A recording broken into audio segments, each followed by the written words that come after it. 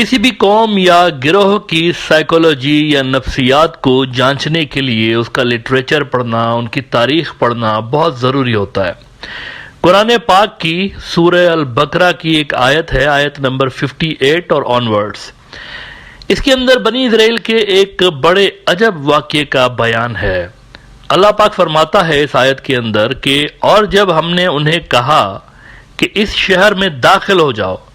پھر اس میں جہاں چاہو بے روک ٹوک کھاؤ اور دروازے میں سجدہ کرتے ہوئے داخل ہونا اور کہتے رہنا ہمارے گناہ معاف ہوں، ہم تمہاری خطائیں بخش دیں گے اور ان قریب ہم نیکی کرنے والوں کو اور زیادہ عطا فرمائیں گے۔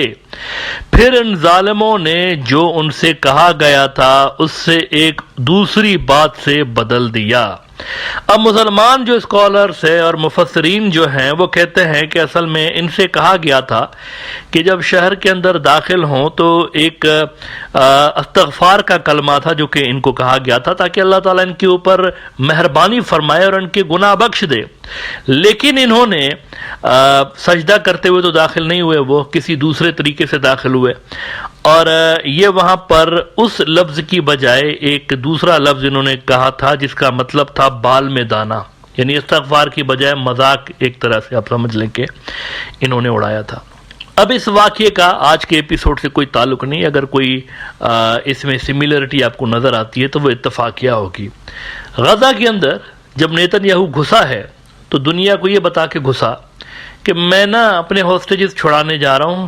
اور میں نا حماس کو ختم کرنے جا رہا ہوں، لیکن جس روز سے لے کر یہ گھسا ہے وہاں پر انہوں نے 34,000 بندے مار دیے ہیں، سیویلینز زیادہ تر 34,000، اور اس میں 15,000 سے زیادہ بچے ہیں، اور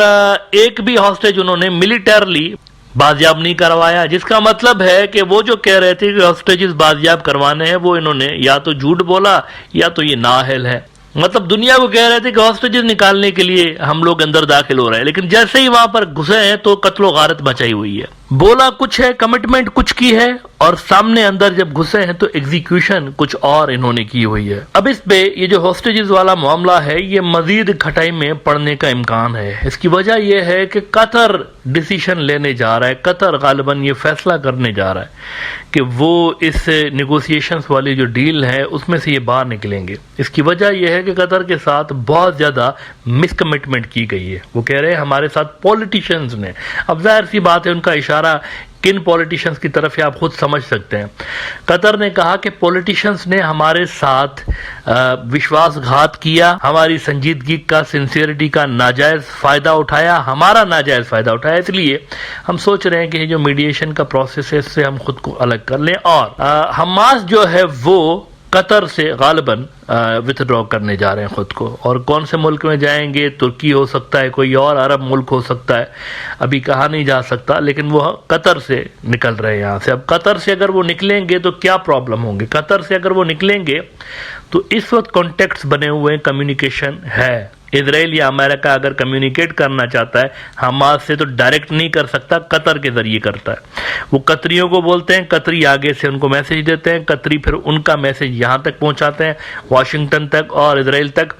لیکن اگر حماس یہاں سے چلا گیا تو یہ جو سسٹم ہے، جو کمیونیکیشن ہے، یہ ٹوٹ جائے گی۔ اب جنگ تو وہاں پر ویسے ہی چل رہی ہے، اس کو تو نیتن یاہو ختم نہیں کر رہا۔ اگر ہوسٹیجز کی ڈیل کے حوالے سے یہ کمیونیکیشن ٹوٹ گئی تو اس کا سیدھا اثر پڑے گا ہاسٹیجز کی رہائی کے اوپر۔ یروشلم پوسٹ نے رپورٹ کیا ہے کہ Hamas leadership considering leaving Qatar, how will this affect the release of the hostages? Earlier this week as mentioned the prime minister of Qatar Mohammed Al Thani announced that his country is re-examining its position as a mediator between Israel and Gaza. اور اس میں یروشلم post کہہ رہا ہے کہ if the leadership of Hamas leaves Qatar, there is a fear that the crisis in relations will cause the collapse of the contacts for the release of Israeli hostages from the captivity of Hamas, in which Qatar serves as a central mediator. Earlier this week, as mentioned, the Prime Minister of Qatar, Mohammed Al Thani, announced that his country is re-examining its position as mediator between Israel and Gaza. آپ دیکھیں جب یہ پہلے گھسے تھے، اسرائیلی فوج گھسی تھی، اگر یہ ٹارگٹ پہ فوکس کرتے کہ جی ہم جا کے تو ہاسٹیجز کو چھڑاتے، شاید پازیٹیو رزلٹ ملتا، شاید، لیکن یہ جب وہاں پر گھسے ہیں تو اب تو خیر ان کے آفیشلز جو ہیں بہت سارے ان کے ملٹری کے لوگ وہ بھی کنفیس کرتے ہیں کہ شروعاتی دنوں میں ہمارے اوپر ایس سچ ریسٹرکشنز نہیں تھی کہ اگر سیویلین ٹارگٹس کے اوپر اٹیک ہو بھی جاتا ہے تو خیر ہے، ریلیکسیشن ملی ہوئی تھی۔ تو اس کا نتیجہ آپ نے دیکھ لیا، کرنے کچھ اور گئے تھے، گھسے تھے تو کیا بول کے گھسے؟ ہاسٹیجز چھڑانے جا رہے ہیں، لیکن وہاں جا کے کیا کچھ اور ہی کر دیا، وہاں پہ سیویلینز کی کیجولٹیز بڑھتی چلی گئی، اور الزام ان کے اوپر یہی لگ رہا ہے کہ انہوں نے ڈیلیبریٹلی لوگوں کو وہاں پر قتل کیا ہے، بلکہ انٹرنیشنل کورٹ آف جسٹس میں آپ دیکھیے کہ مقدمہ بھی اس حوالے سے چل رہا ہے، جینوسائیڈ کا مقدمہ۔ اچھا، اس سب کا نقصان کس کو ہوا؟ چلیں فلسطینیوں کو تو ہوا ہی ہے، لیکن کیا اسرائیلیوں کو خود کو فائدہ ہوا اس کا؟ دا آنسر از نو۔ وہاں کے بھی جو سینسیبل لوگ ہیں، آج میں دیکھ رہا تھا ہارٹز ان کا بہت بڑا نیوز آؤٹ لیٹ ہے، اس کے اندر یوال نوح ہراری ہے، ایک کوئی وہاں کے بڑے زبردست انالسٹ ہیں ان کے، انہوں نے ایک بڑا اچھا آرٹیکل لکھا ہے، وہ میں ذرا آپ کو دکھانا چاہوں گا۔ انہوں نے کہا ہے کہ from Gaza to Iran the Netanyahu government is endangering Israel survival. دیکھیں وہاں پر بھی لوگ ہیں سوچ سمجھ رکھنے والے، کہہ رہے ہیں کہ Israel is facing a historic defeat, تاریخی شکست ہم فیس کر رہے ہیں۔ دی bitter fruit of years of disastrous policies if the country now prioritizes vengeance over its own best interests, it will put itself and the entire region in grave danger۔ اور وہ کہہ رہے ہیں کہ in the coming days Israel will have to make historic policy decisions,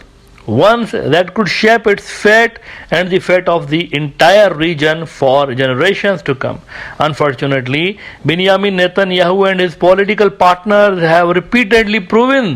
that they are unfit to make such decisions. The policies they have pursued for many years have brought Israel to the brink of destruction. تباہی کے دہانے پہ ہم لوگ کھڑے ہوئے ہیں،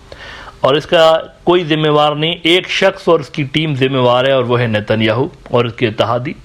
وہاں پر دیکھیں ٹاپ کا نیوز آؤٹ لیٹ ہے، کوئی چیتھڑا نیوز آؤٹ لیٹ میں آپ کو نہیں بتا رہا ہوں، ان کے جو ٹاپ کے جو تھنکرز ہیں وہ یہ سمجھ رہے ہیں کہ دیکھو کیا ہوا ہے، نہ ملٹری گول حاصل کر پائے وہاں اندر جا کے، نہ ہی ہم نے